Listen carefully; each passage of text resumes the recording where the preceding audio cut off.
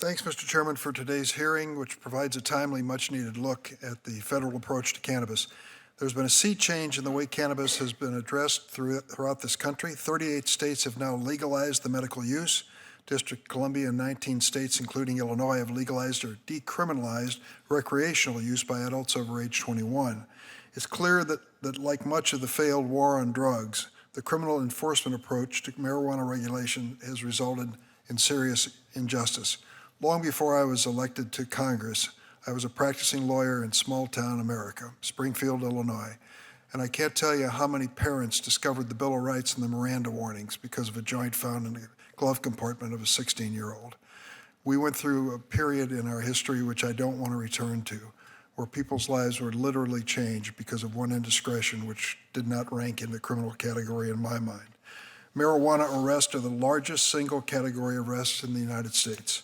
Marijuana arrests annually are larger than the total number of arrests for all violent crimes combined. People suffer all of the consequences of an arrest record and sometimes incarceration, and it's not clear what public health benefit, if any, we're getting from it. We also know there are significant racial disparities in criminal enforcement.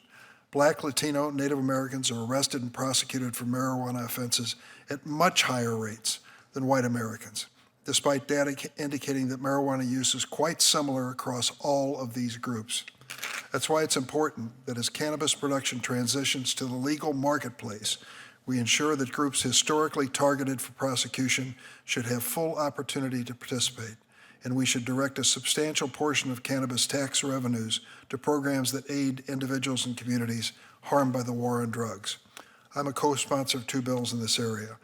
The Cannabis and Marijuana Research Expansion Act, introduced by Senator Feinstein, which would encourage scientific and medical research on marijuana and its compounds, including CBD, by removing some of the barriers to research in current federal law.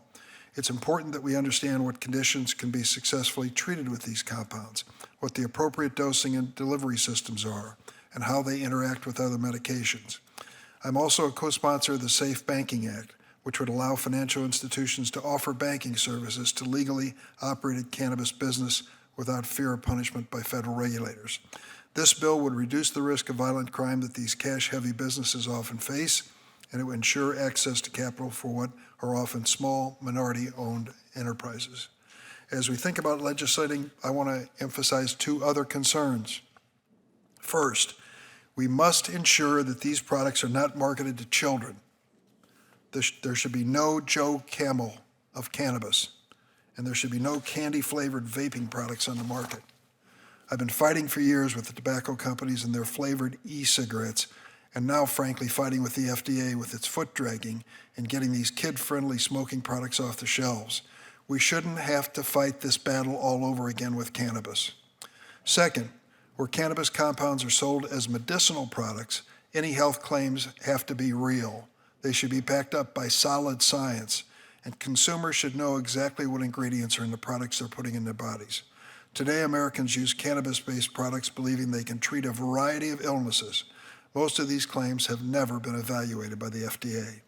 Cannabis may have great potential as a medicine, but we should commit to ensuring that Americans receive safe and effective treatments they deserve. I look forward to hearing from today's witnesses as we examine the best way forward in federal approach to cannabis. Thank you, Mr. Chairman.